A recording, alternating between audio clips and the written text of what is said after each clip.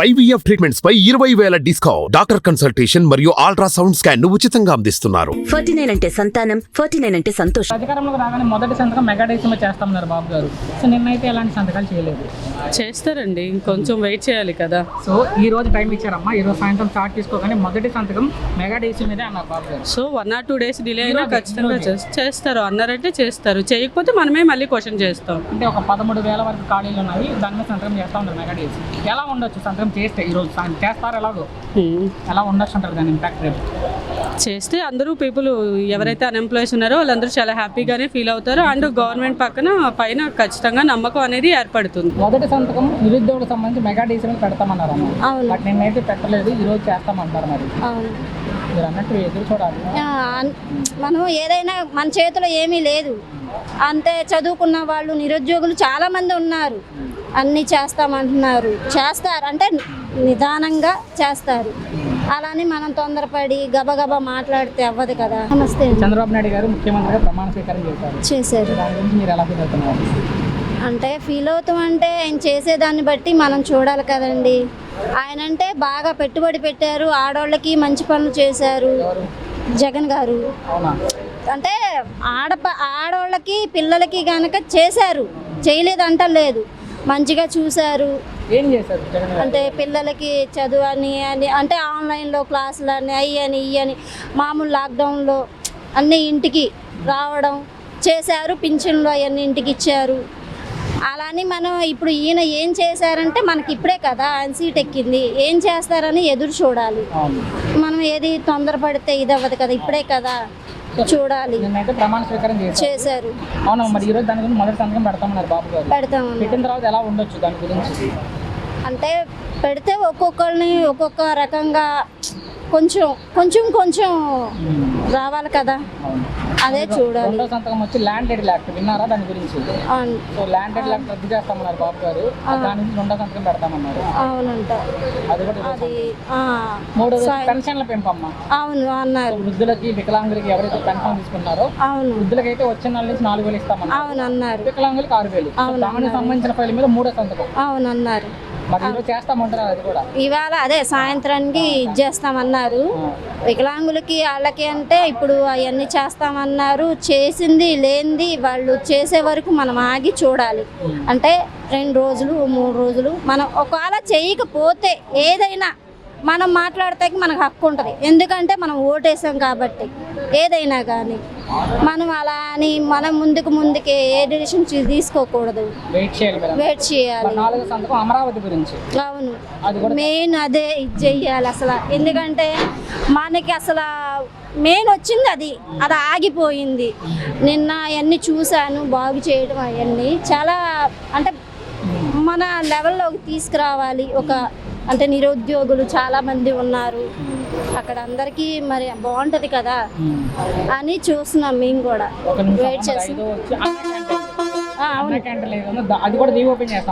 అవును, మంచిది కదండి. ఇప్పుడు ఎంతో మంది ఉంటారు, చాలా మంది ఉంటారు, ఎంతో మంది ముసలోళ్ళని ముతుకోళ్ళని అడుక్కునే వాళ్ళని ఉంటారు. మనం చూస్తూ ఉంటాం, చాలా మంది చూస్తూ ఉంటాం. మనం ఏంటి డబ్బులు ఉన్నాయి కాబట్టి ఏదో సంపాదిస్తున్నాం కాబట్టి చేస్తాం, తింటాం.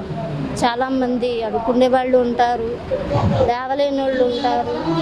వాళ్ళకంటూ అంటే ఒక ముద్ద పెడతామే కదా కావాల్సింది అని చూస్తున్నా. నేను కూడా ఎంతో మందిని చూస్తూ ఉంటా, చాలా బాధ అనిపించింది, అదే ఆలోచిస్తూ ఉంటాను నేను. మరి మనం ఇక్కడే ఉన్నాం కాబట్టి మీ ఆడవాళ్ళకి ముఖ్యంగా ఆర్టీసీలో ఉచితంగా ప్రయాణం అన్నారు బాబు గారు, అది చేస్తామన్నారు.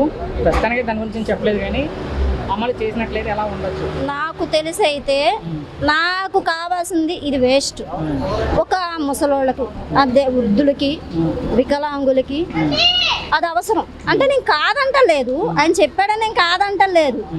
పని చేసుకునే వాళ్ళకి అవసరం లేదు, నిరుద్యోగులు అంటే అవసరం లేదు. చేస్తారు, బద్ధకస్తులు ఉంటారు.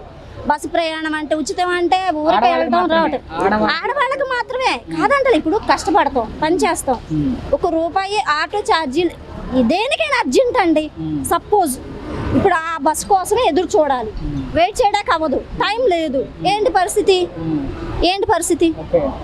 ఇప్పుడు మనం వెళ్ళాలి, ఆ బస్సు కోసమే చూస్తాక అవ్వదు. ఆటో అయినా కానీ ఇప్పుడు ఆ టైంలో చూడండి ఆటో ఛార్జీలు బీభత్సంగా పెరుగుతాయి.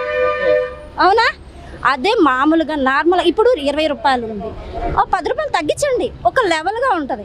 అందరికీ అంటారా ఆర్టీసీలు? ఇప్పుడు ఆర్టీసీ ఛార్జీ అంటే పూర్తిగా లేకుండా ఒక లెవెల్, అవునా కాదా? అది నేను అంటే నా ఆలోచన, అది అంటే లోకంలో అందరి సంగతి నాకు అనవసరం, నా ఆలోచన చెబుతున్నాను. ఎవరికే మాట్లాడదాం. మరి 3 గ్యాస్ సిలిండర్ కూడా ఫ్రీ ఇస్తామన్నారు సంవత్సరానికి. సంవత్సరానికి ఇప్పుడు జగన్ కూడా అన్నాడు, అంటే ఆయన అనలేదు, ఒకసారి అన్నట్టున్నారు. జగన్ అయితే ఏమనలేదు కానీ చంద్రబాబు నాయుడు గారు ఇప్పుడు 3 గ్యాస్ సిలిండర్ అవును అన్నారు. గెలిచారు కాబట్టి ఎలా ఉండొచ్చు అది కూడా అమలు చేస్తే అంటున్నా. 3 గ్యాస్ సిలిండర్లు సంబంధించి ఉండొచ్చు అంటే ఇప్పుడు కొంతమంది ఉన్న వాళ్ళు ఉంటారు, కొంతమంది లేనోళ్ళు ఉంటారు. లేనోళ్ళకి ఇచ్చినా పర్వాలేదు, ఉన్న వాళ్ళకే అంటే లేనోళ్ళు ఏమవ్వాలి? సపోజ్ నేనున్నాను, నాకు గ్యాస్ లేదు, ఏమీ లేదు, గ్యాస్కి పెట్టుకోమన్నారు, పెట్టుకున్నాను. ఇల్లు లేదు, ఇల్లుకు పెట్టుకున్నాను. ఇల్లు పెట్టుకుంటే మా వాలంటరీ కాగితాలు మొత్తం పోగొట్టేశాడు ఆయన. అంటే ఆయన్ని నేను తప్పంటలేదు, జగన్ గారిని నేను తప్పంటలేదు. వాలంటీర్లు అంటే వాలంటీర్లు ఉంటారు, మధ్యలో తినేవాళ్ళు ఉంటారు. తింటాకి మనం రూపాయి పెడతాం, పని తొందరగా అయిద్దని పెడతాం, చెయ్యాలి కదా. ఈ గ్యాస్ గురించి అంటే నేను అనేది ఏంటంటే లేనోళ్ళకి ఇవ్వండి, ఉన్న వాళ్ళకంటే ఎలాగలా తీసుకుంటారు, కొనుక్కుంటారు, చేసుకుంటారు. లేనోళ్ళకి అనుకోండి మనం ఆలోచించాలి.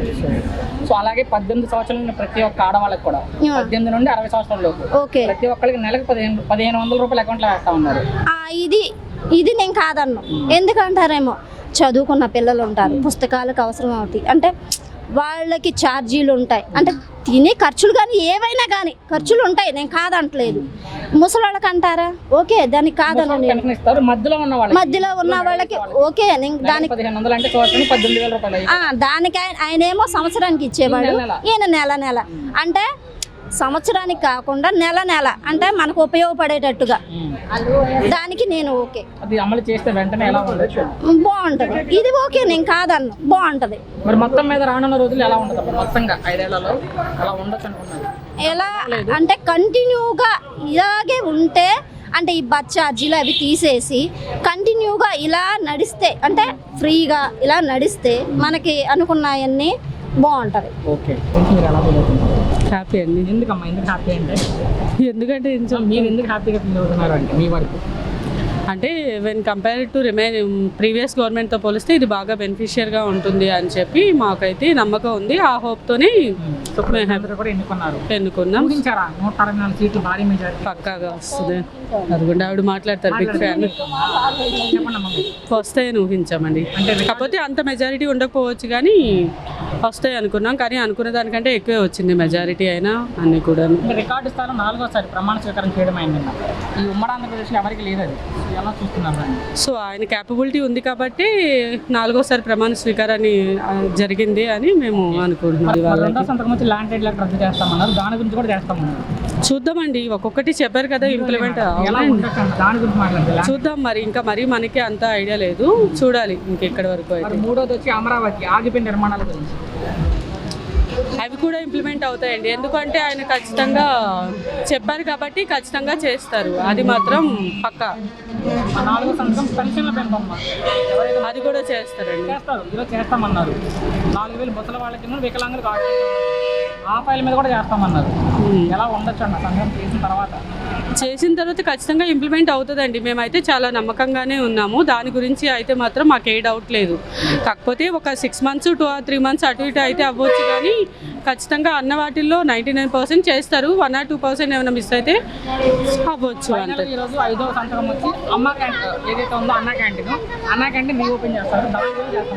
అన్నా క్యాంటీన్ రీఓపెన్ చేయాలండి. చేస్తే ఎవరైతే ఉన్నారో బిలో పవర్టీ లైన్ అనేది ఖచ్చితంగా వాళ్ళు దాన్ని యూటిలైజ్ చేస్తారు, పక్కాగా యూటిలైజ్ చేసుకుంటారు. రానున్న 5 ఏళ్లలో ఖచ్చితంగా అది ఇంప్లిమెంట్ అవుతుంది. అన్నా క్యాంటీన్ కనుక ఇంప్లిమెంట్ అయితే మాత్రం చేస్తారు. అది చేసిన తర్వాత లేబర్ అయితే మాత్రం కంపల్సరీగా దాన్ని యూటిలైజ్ చేసుకుంటారు.